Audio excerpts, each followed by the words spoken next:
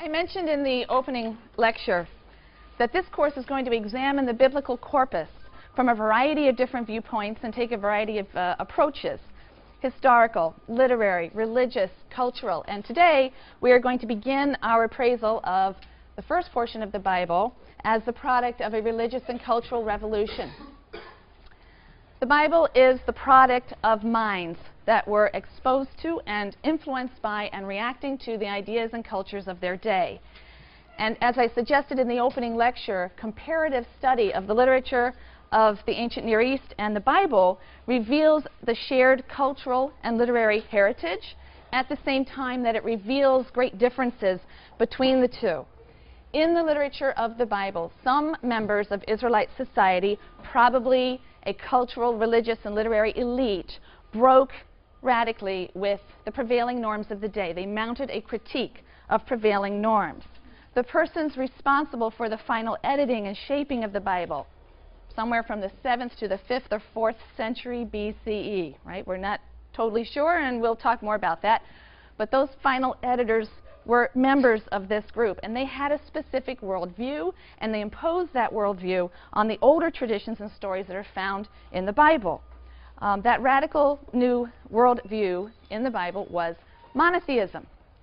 But why, you might ask, should the idea of one God instead of many be so radical? What is so different? What's different about having a one God from having a pantheon of gods headed by a superior God? What is so new and revolutionary about monotheism?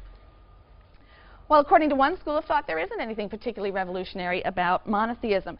And the classical account of the rise of monotheism that has prevailed for a very long time runs as follows, and I have a little flow chart here to illustrate it for you. The argument goes that in every society there's a natural progression from polytheism, which is the belief in many gods. Usually these are personifications of natural forces, to henotheism, heno, one God, or monolatry, which is really the worship of one God as supreme over other gods. So not denying the existence of the other gods, ascribing reality to them, but isolating one as the supreme God, and on to monotheism, where essentially one believes only in the reality of one God. And in the 18th and 19th centuries, this progression was viewed as an advance, which is not very surprising because the whole theory was put forward by scholars who were basically Western monotheists.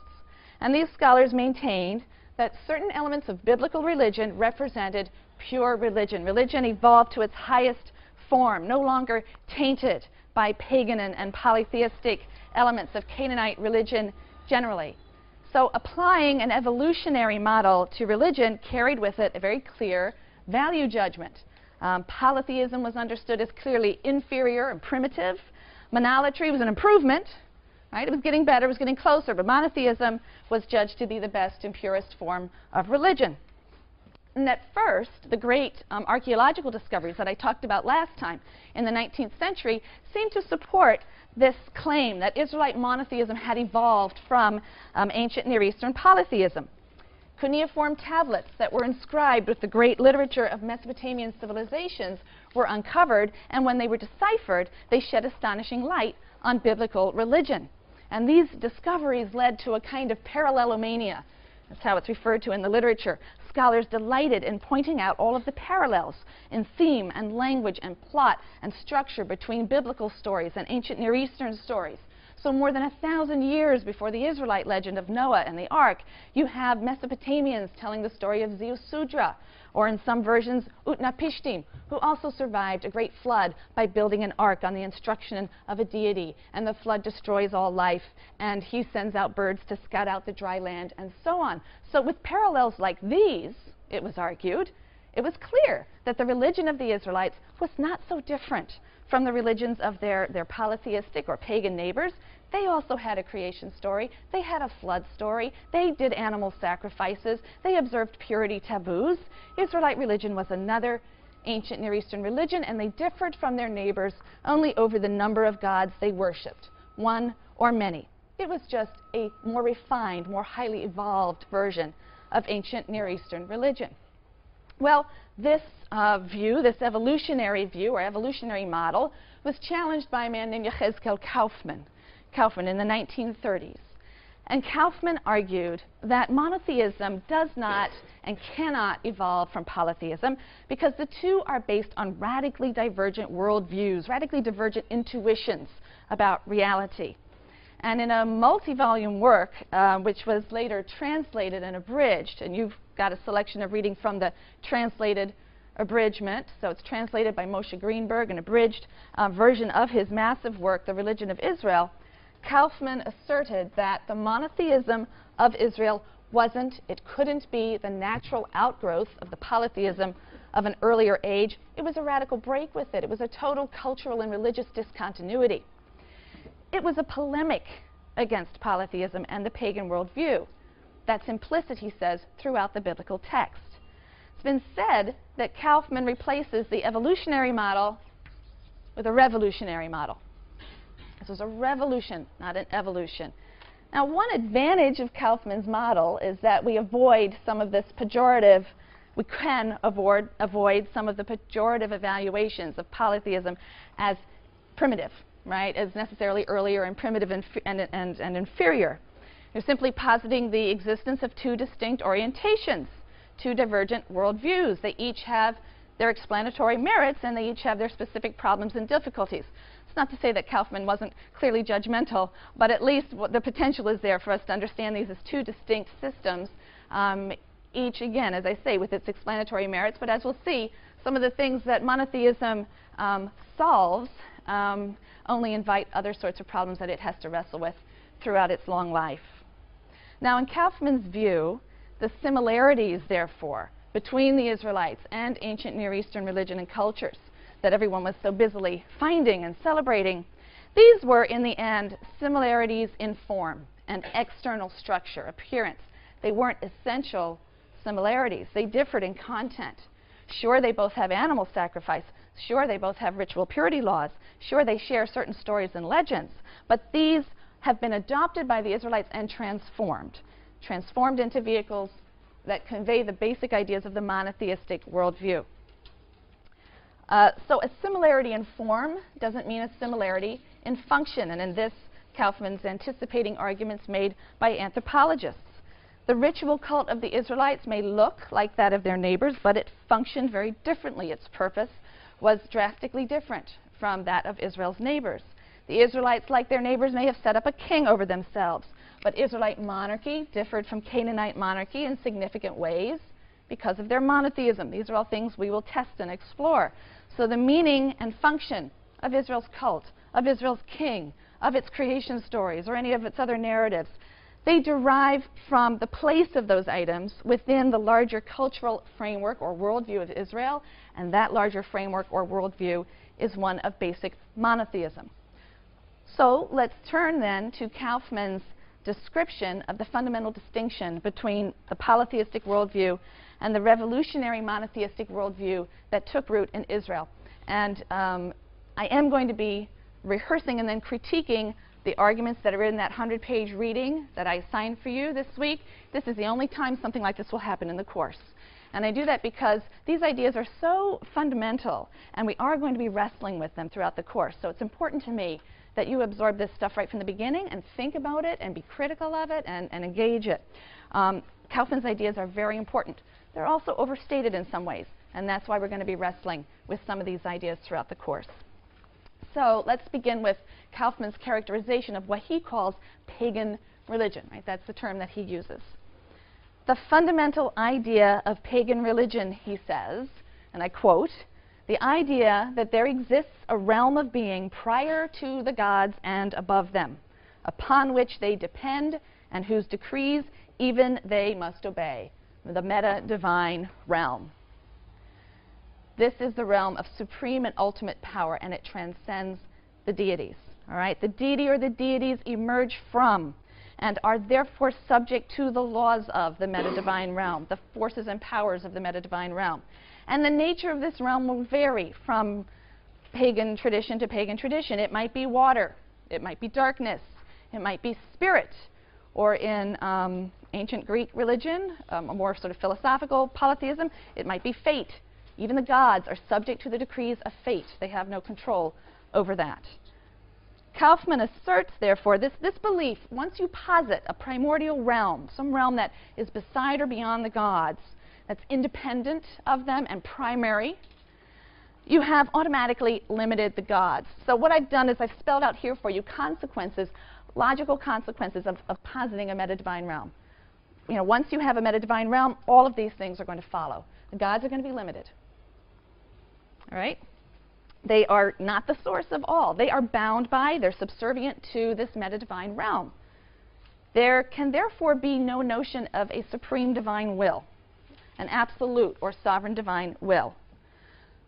The will of any one God ultimately can be countered by the decrees of the primordial realm, and the will of all the gods can be thwarted by the decrees of the primordial realm. The will of any one God can be thwarted by perhaps another God.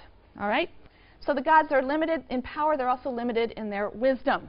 That falls under this as well.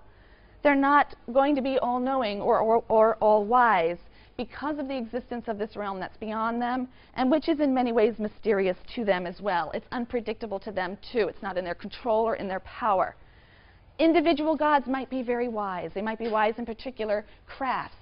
They might be a god of healing, very, very wise in healing, or a god of some other craft or area of knowledge, but they possess wisdom as an attribute, not as an essential characteristic. Kaufman asserts that mythology is basic to pagan religions. Mythologies are the lives or tales of the lives of gods, tales of the lives of the gods. In pagan religions, the gods are born. And they live lives very similar to human lives, but on a grand scale, and then they die. They might be reborn, too. Pagan religions contain theogonies, the birth of a god, theogony, accounts of the births of gods. Now, this impersonal primordial realm, Kaufman declares, contains the seeds of all beings. Very often in these creation stories, there is some sense of some realm from which life begins to emerge, usually beginning with gods. So these cosmogonies and theogonies will describe the generation of sexually differentiated divine beings, also the generation of the natural world, also the generation of human beings and animals. In other words, this is the primordial womb for all that is divine, human, and natural. It is the source of everything mundane and divine. What that means, Kaufman asserts, is that in pagan religion there's very often a fluid boundary between the divine, the human, and the natural worlds. They blur into one another because they all emerge ultimately from this same primordial world stuff. Right? The distinctions between them are soft. We see this in the fact that gods are very often associated with natural powerful forces. Right? The sky is a god. The fire is a god. Fertility, a natural process, is a god.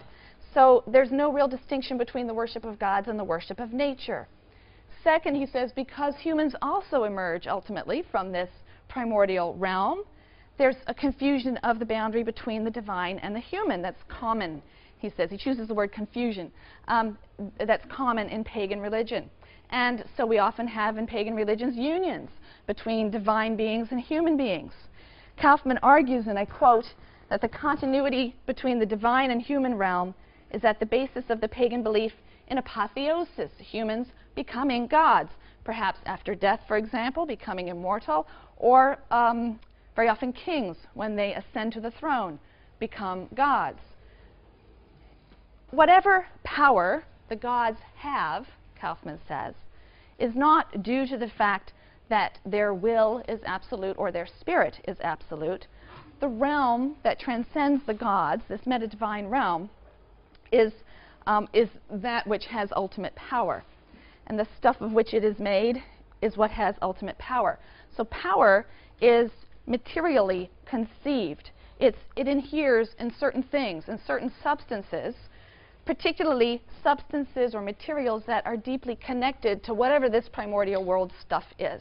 So if it's blood, then blood that courses through the veins of living creatures is seen to have some deep and powerful connection with the meta-divine realm, and that is where power resides. If it is water, then water will be viewed as particularly materially powerful in that particular system.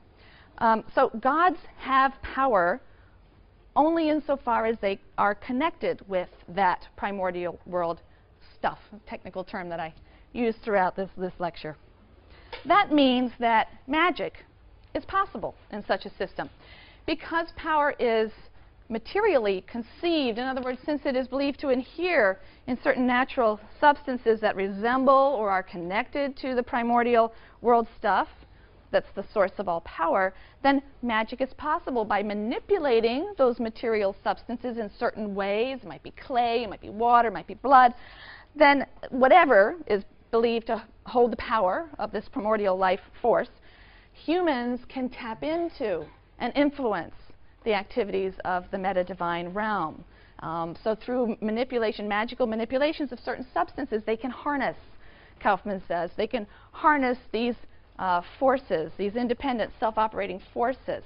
And so the human magician is really a technician, and he can make these forces come to bear on even the gods, to coerce the gods to do his will, and so on. So magic in a pagan system, Kaufman claims, is a way of getting around the gods, circumventing the capricious will of the gods and demons, because magic is directed at the meta-divine realm, trying to tap into its powers. It's not directed at the gods. It's trying to tap into the ultimate source of power, to use that power to influence the gods in a particular way or protect oneself against the gods. Similarly, divination. Divination is an attempt to discern the future that's once again heads right to the source of power. It's not directed at the gods, unless you're hoping to use them as a medium through which to get access to the meta-divine realm. But ultimately, most divination is aimed at untapping the secrets of the meta-divine realm and not the gods. Discerning the will of the gods is really of little use, right? Because even their will can be thwarted or overthrown by other gods or by the decrees of the meta-divine realm.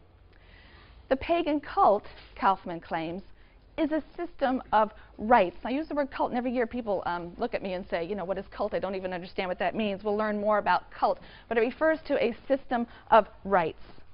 Okay, a system of rites, and we'll be looking at the Israelite cult later. So the pagan cult, he says, is a system of rites that involves the manipulation of substances, again, blood, animal flesh, human flesh, precious metals, and so on, that are believed to have some kind of inherent power, again, because of their connection to whatever the primordial world stuff may be in that tradition. So according to Kaufman, there's always an element of magic in the pagan cult. It's seeking through these rituals and manipulations of certain substances to, again, let loose certain powers, set into motion certain forces that will coerce a god to be propitiated, for example, or calmed, or to act favorably, or to vindicate the devotees, and so on. Some of these cultic acts might be defensive or protective, so that the god cannot harm the worshiper. Many of the cultic festivals are keyed into mythology, the stories of the lives of the gods. Many of the cultic festivals will be reenactments of events in the life of the god. A battle that the god had, the death of the god. Usually in the winter, cultic rituals will reenact the death of the god, and then in spring, the rising or resurrection of the god. These are all reenactment festivals that occur very often, and it's believed that by reenacting these festivals in this cultic way, one brings magical powers into play and can, in fact, ensure and maintain the reemergence of life in the spring. And so it's essential for the maintenance, preservation of the world. One final and very important point, and we're going to wrestle with this quite a bit during the year. Kaufman claims, again, in the polytheistic worldview, the primordial realm contains the seeds of all being. Everything is generated from that realm, good and bad. So just as there are good gods who might protect human beings, there are also evil gods who seek to destroy both humans and other gods. Death and disease are consigned to the realm of these evil demons or these impure evil spirits, but they are siblings with the good gods. Human beings are basically powerless, he says, in the continual cosmic struggle between the good gods and the evil demons, unless they can utilize magic, divination, tap into the powers of the meta-divine realm, circumvent the gods who might be making their lives rather miserable. But what's important is that Kaufman insists that in the pagan view, evil is an autonomous demonic realm. It is as primary and real as the realm of the holy or good gods. Evil is a metaphysical reality. It is built into the structure of the universe. That's the way the universe was made. The primordial stuff that spawned all that is, spawned it good and bad and exactly as it is, and it's there and it's real. Salvation, he says, is the concern of humans. The gods aren't interested in human salvation. They're from the capricious forces and powers in the world because they're trying to save themselves. You know, the good gods are being attacked by the evil gods. The powers and decrees of the meta-divine realm are hassling them as well as anybody else. So they can't be worried about humans. They're worried about themselves. Salvation is attained through magic or Gnostic means. Gnosticism refers to knowledge of secrets that can in some way liberate one from the regular rules. And so as long as one can somehow circumvent the gods, tie oneself into the powers of the meta-divine realm to be beyond the reach of the demons and the capricious gods who make life on earth a misery, that is the path for salvation. So Kaufman says that the pagan worldview is one of an amoral universe. It's somewhere around here. There we go, amoral universe. Not a moral universe, not an immoral universe, but an amoral universe. It is morally neutral. There are gods who are legislators and guardians of social order and justice, but their laws aren't absolute. They can be leveled by the decrees of the supreme meta-divine realm. And since the knowledge and wisdom of each god is limited, morality can be defined as what a particular god likes or desires, and that may be different from what another god likes or desires, and there's no absolute morality then.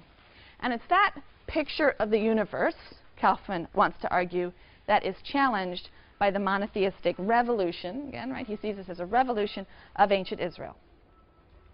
So according to Kaufman, the fundamental idea of ancient Israelite writing, which receives no systematic formulation but permeates the entire Bible, in his view, is a radically new idea of a God who is himself the source of all being, not subject to a meta-divine realm.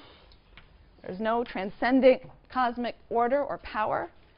He does not emerge from some pre-existing realm, and therefore he is free of all of the limitations of myth and magic. We'll go through these one by one, but a God whose will is absolute and sovereign. All right?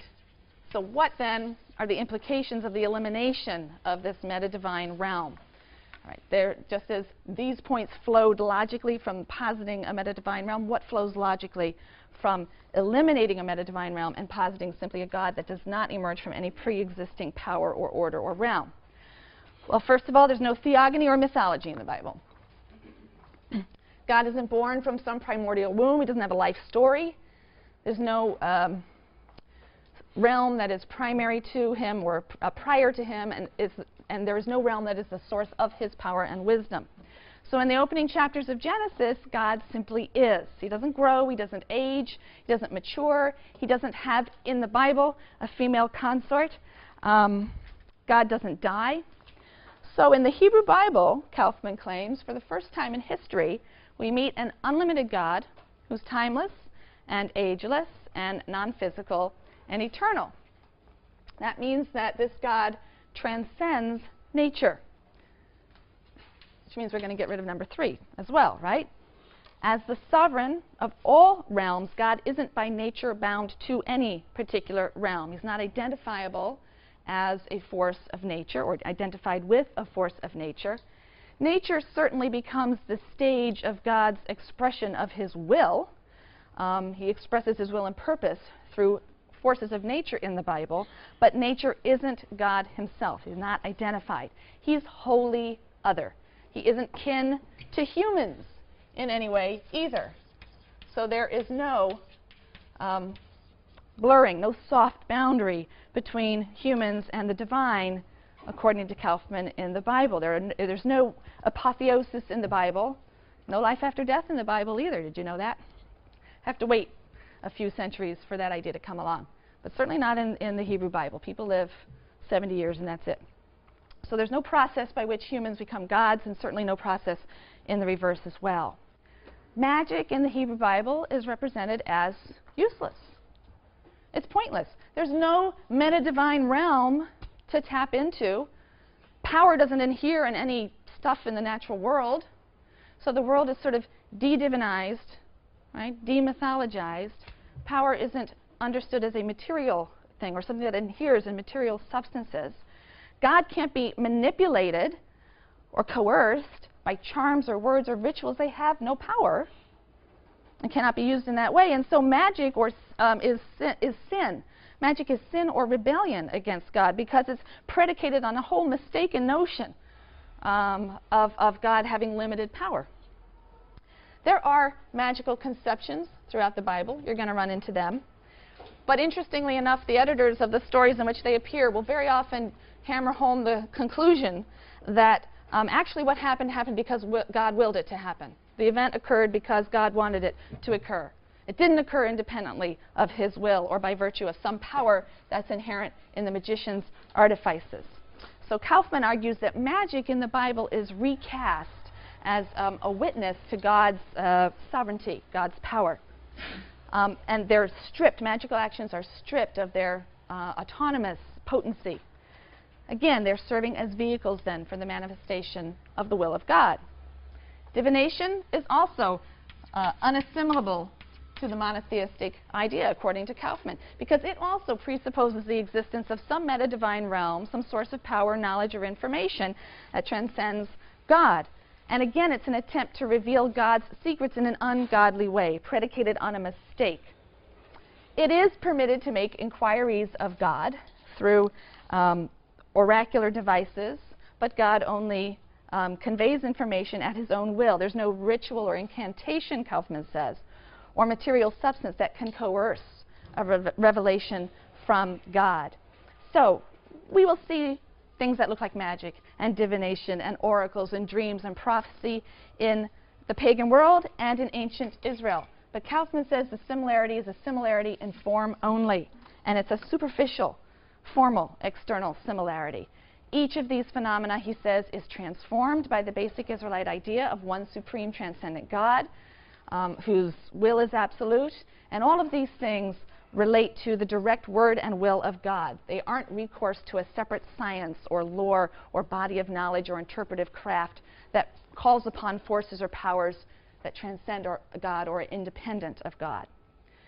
By the same token, the cult, Kaufman says, has no automatic or material power. It's not just sort of a place where certain kinds of magical coercive acts happen. The cult isn't designed to service the material needs of God either.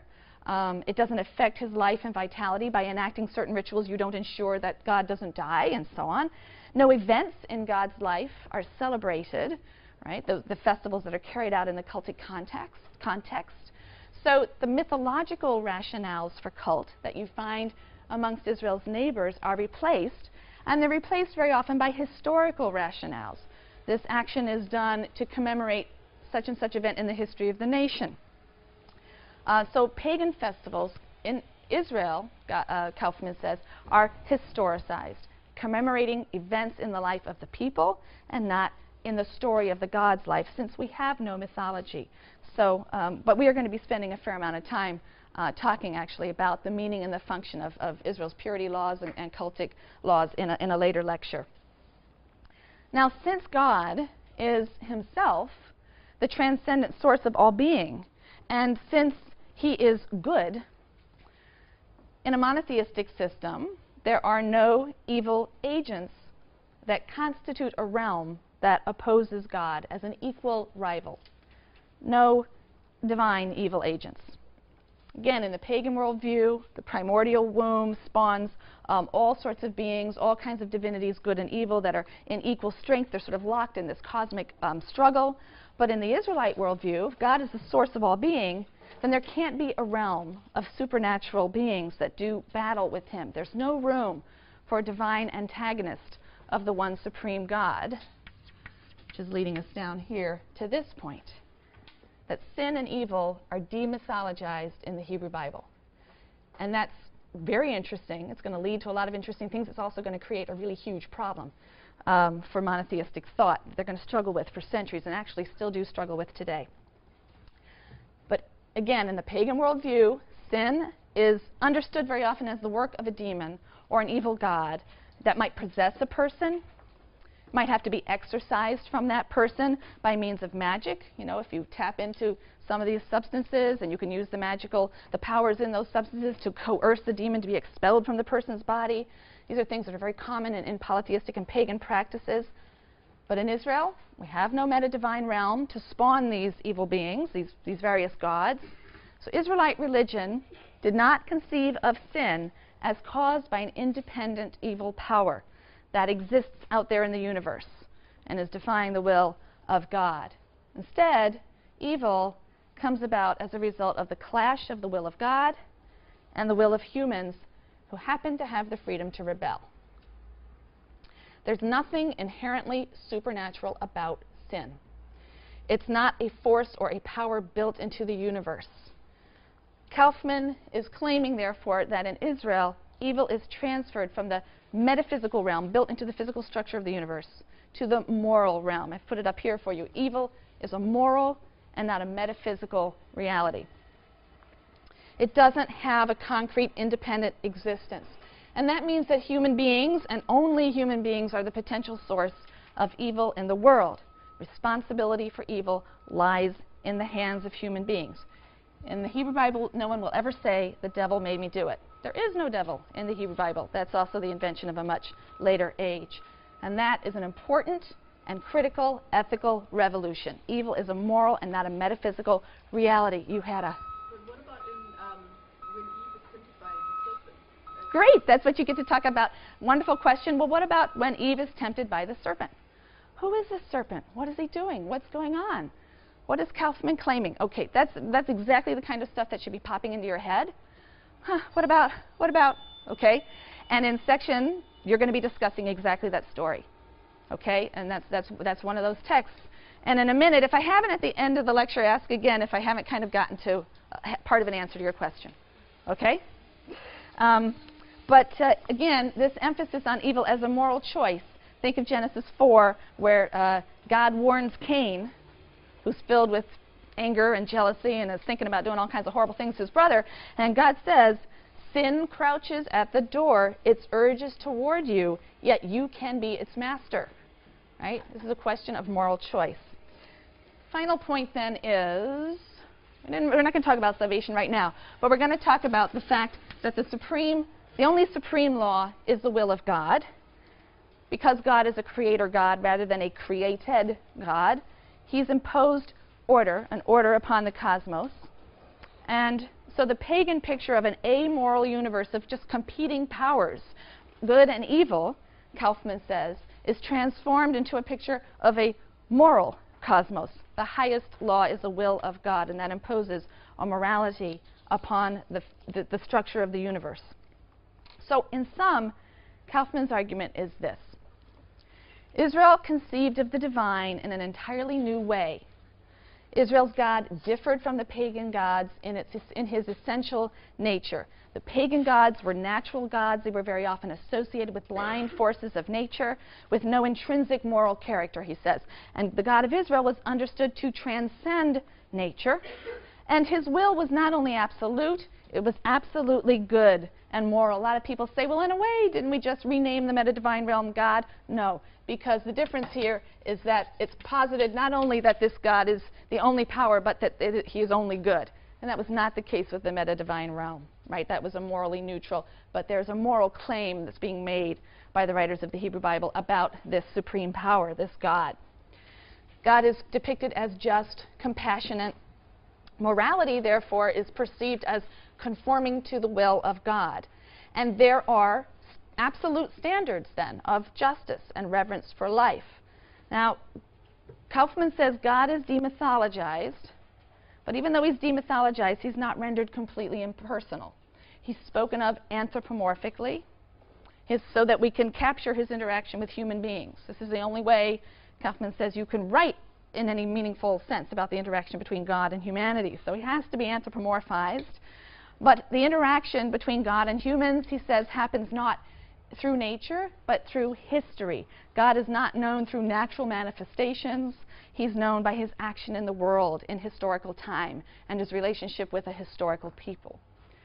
I just want to read you a few sentences from an article Kaufman wrote, a different one from the one that you read. But it sums up his idea that there's an abyss that separates monotheism and polytheism. And he says that it would be a mistake to think that the difference between the two is arithmetic, that a polytheistic tradition in which there are 10 gods is a lot more like monotheism than a polytheistic tradition in which there are 40 gods, because as you get smaller in number, it gets closer to being monotheistic. He says the pagan idea, and I quote, does not approach Israelite monotheism as it diminishes the number of its gods. The Israelite conception of God's unity entails his sovereign transcendence over all. That's the real issue. It rejects the pagan idea of a realm beyond the deity, the source of mythology and magic. The affirmation that the will of God is supreme and absolutely free is a new and non-pagan category of thought. That's in an article in The Great Ages and Ideas of the Jewish People. And he goes on again to say that this affirmation isn't stated dogmatically anywhere, but it pervades Israelite creativity, biblical texts. He also asserts that the ideas kind of developed over time, but that basically there was a fundamental revolution and break, and then more within that there was some development of some of the latent potential of that idea. So, which is it? Right? Which is part of the question that came from over here.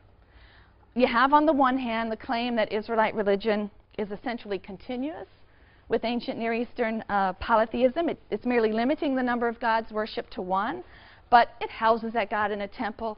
It offers him sacrifices and so on. And then on the other hand, we have Kaufman's claim that Israelite religion is a radical break from the religions of the ancient Near East.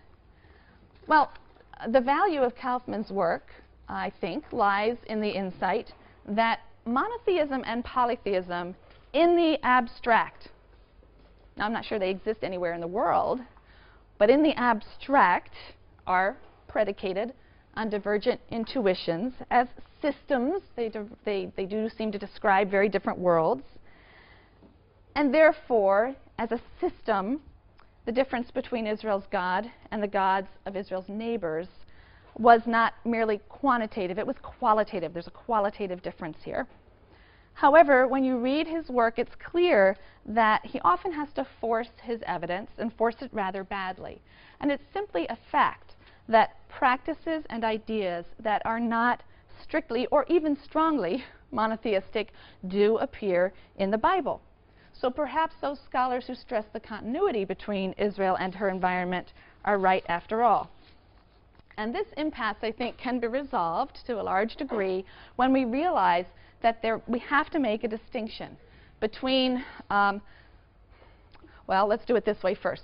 We're going to talk about a distinction between the actual, I hate to say that, as if I can somehow show you a snapshot of what people did 3,000 years ago, but between the actual religious practices and beliefs of the actual inhabitants of Israel and Judah. We're going to call that Israelite Judean religion. You know, what somebody back in the year 900 BCE might have done when they went to the temple, and what they might have thought they were doing when they went to the temple. Because I'm not sure it was necessarily what the author of the book of Deuteronomy says they're doing when they go to the temple. All right, so there's a difference between what actual people, inhabitants of Israel and Judah, did, we'll call that Israelite Judean religion, and the religion that's promoted, or the worldview, prefer that term, that's being promoted by the later writers and editors of biblical stories who are telling the story of these people. We'll call that biblical religion, the religion or the worldview that we can see, you know, emerging from many biblical texts. That distinction is found in an article in your Jewish Study Bible, an article by Stephen Geller. You're going to be reading that later on in the course. But be aware of that distinction and that article. What second millennium Hebrews and early first millennium Israelites or Judites actually believed or did is not always retrievable, in fact, probably not retrievable to us. We have some clues. But in all likelihood, Hebrews of an older time, the patriarchal period, the second millennium BCE, They probably weren't markedly different from many of their polytheistic neighbors. Archaeology would suggest that in some ways. That's true.